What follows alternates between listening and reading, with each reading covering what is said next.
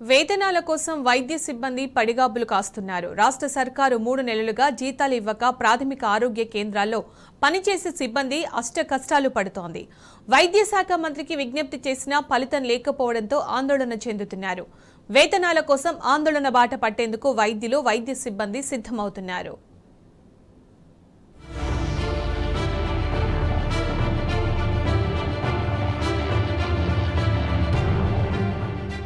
ప్రభుత్వ ఉద్యోగులకు 1వ తేదీనే జీతాలు అందుతున్నాయని కాంగ్రెస్ సర్కార్ గొప్పగా ప్రకటించుకుంది. కానీ ప్రాథమిక ఆరోగ్య కేంద్రాల్లో పనిచేస్తున్న మెడికల్ ఆఫీసర్స్, పల్లె దవాఖానాల్లో పనిచేసే మిడ్ లెవెల్ హెల్త్ ప్రొవైడర్లకు మాత్రం 3 నెలలుగా జీతాలు ఇవ్వడం లేదు. రేవంత్ సర్కార్ పగ్గాలు చేపట్టినప్పటి నుంచి నేటి వరకు జీతాలు అందక సిబ్బంది ఆందోళన చెందుతున్నారు. నేషనల్ హెల్త్ మిషన్ కింద నియమితులైన వైద్యులే కాదు, సెకండ్ ఏఎన్ఎంలు, ఆశా కార్యకర్తలకు కూడా వేతనాలు నెల నెల అందడం లేదు. ఏపీలో ప్రతి నెలా జీతాలు సరిగ్గా ఇస్తుంటే తెలంగాణలో మాత్రం కేంద్ర నిధులు రాలేదని ప్రభుత్వం చెప్పడంపై విమర్శలు వెల్లువెత్తుతున్నాయి. ప్రభుత్వం స్పందించకపోతే ఆందోళన బాట పట్టేందుకు మెడికల్ ఆఫీసర్లు, ఎంఎల్పిహెచ్పీలు సిద్ధమవుతున్నారు. ఇదే జరిగితే మండల, పల్లె ప్రజలకు వైద్య సేవలకు ఇబ్బందులు తలెత్తే అవకాశం ఉంది.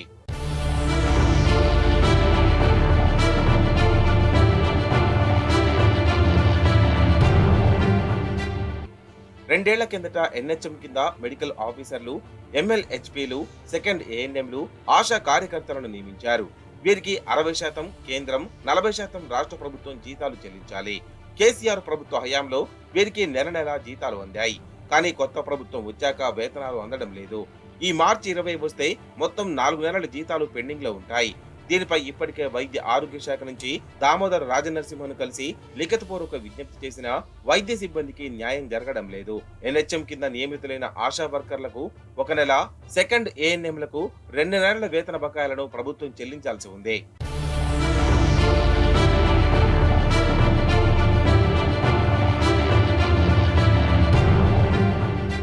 పిహెచ్సిలో మెడికల్ ఆఫీసర్లు, పల్లె దవాఖానాల్లో ఎల్ఎంహెచ్పీలు కీలక పాత్ర పోషిస్తారు.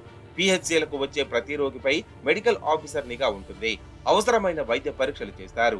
తోటి సిబ్బందిని సమన్వయం చేసుకుంటూ రోగికి కావాల్సిన సేవలు అందేలా చూస్తారు. ఒక్క మాటలో చెప్పాలంటే మెడికల్ ఆఫీసర్ పనితీరుపైనే సదరు ప్రాథమిక ఆరోగ్య కేంద్రం పనితీరు ఆధారపడి ఉంటుంది. పల్లె దవాఖానాల్లోనూ ఇదే రీతిగా ఉంటుంది. ప్రజలు ఇబ్బంది పడొద్దని 3 నెలలుగా జీతాలు పడకపోయినా వీళ్లు ప్రభుత్వానికి విజ్ఞప్తులు చేస్తూ వచ్చారు. అయితే ప్రభుత్వం నుంచి స్పష్టమైన హామీ రాకపోవడంతో ఆందోళన చేపట్టేందుకు సిద్ధమవుతున్నారు. ఇది జరిగితే మండల, పల్లె ప్రజలకు ప్రభుత్వ వైద్య సేవల్లో ఇబ్బందులు తలెత్తుతాయి. ఇప్పటికైనా రాష్ట్ర ప్రభుత్వం స్పందించి వేతన బకాయిలు చెల్లించాలని కోరుతున్నారు. లేకపోతే ఆందోళన బాట పడతామని హెచ్చరిస్తున్నారు.